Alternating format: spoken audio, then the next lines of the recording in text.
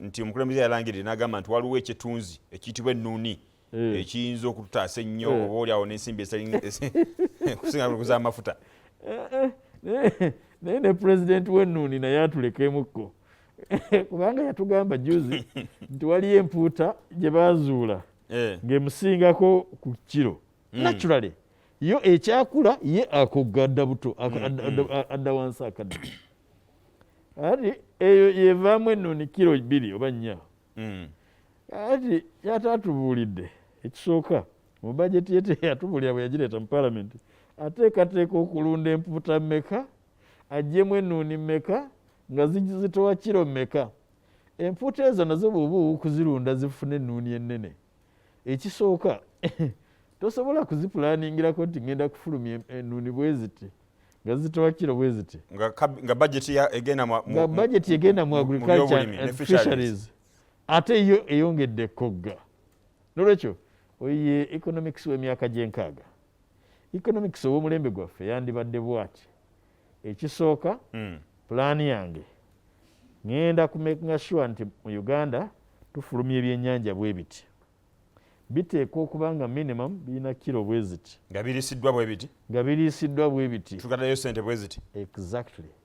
Yandibadde atulaga nti bw'aba ayagala okufulumya ennuuni z'empuuta nti miliyoni 15 kugenda kufuna abantu nga Bamukiibi Baseggona abawe inputs abawe capital abawe ebintu ebyetaagisa okulunda ebyennyanja nga mulimu n'empuuta ng'agamba ntaddewo n'ekirabo asinga okumpa ennuuni ennyingi weziti kiro weziti oyo ngenda muwa ekirabo bwe kiti. Tewaliwo pulaani gy'alina ku bya bulimi.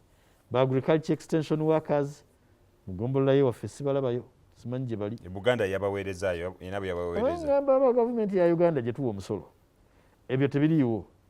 Naye njagala okutegeeza senga wange yali akulira abasawo b'enkoko mu 66 baalumbira olubiri akyaliwo.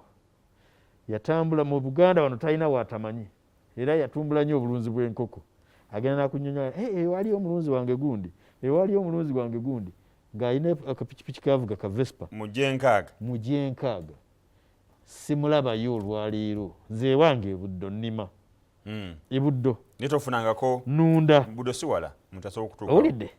Naye nanoonya ani akola ku byenkoko wano nga simulaba. Oluvannyuma ne ngamba waliwo akola ku by'ebisolo ne banoonyeza ate nga nange munoonya lwakuba ndi mubaka nga munoonya kumugamba kiki kye mukola. Bw'ogendayo kati olwaliro bajeti ya NADS abajaasi baagiwamba tusibule bajeti ya agriculture abajaasi baagiwamba. N'olwekyo nga mmaliriza nsaba atuddeyo ku mwoyo gw'ensi eno tulwanyise ekirwadde kya COVID-19. Oxygen abantu bamwetaaga wakuyigga talabika. Baatugamba nti abakola ku tenda y'okukola ku kyuma baana b'embuga tubagaba batereze ekyuma ky'oxygen.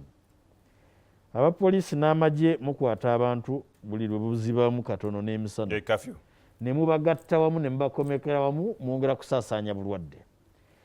Abalamuzi muggalidde abantu mu makomera bangi bali eyo batwalayo bulwadde be mutawa beyiro.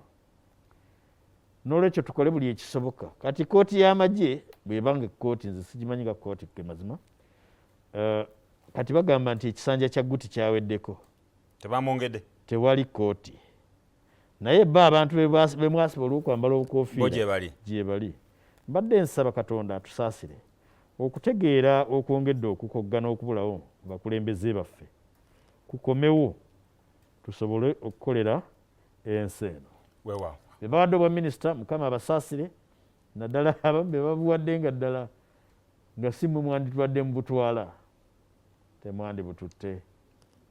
Omulabi wa Terefayine yaffe tukabaza okuba nga obadde naffe tubadde n'Honorable Medard Lubega Sseggona Kalyamagwa. Ensonga zinnyonde bulungi okuviira ddala ku nsonga ya COVID ate n'okutuuka ddala ku cabinet oba oliawo nekyasuubira oyinza ogamba nti ye opposition naye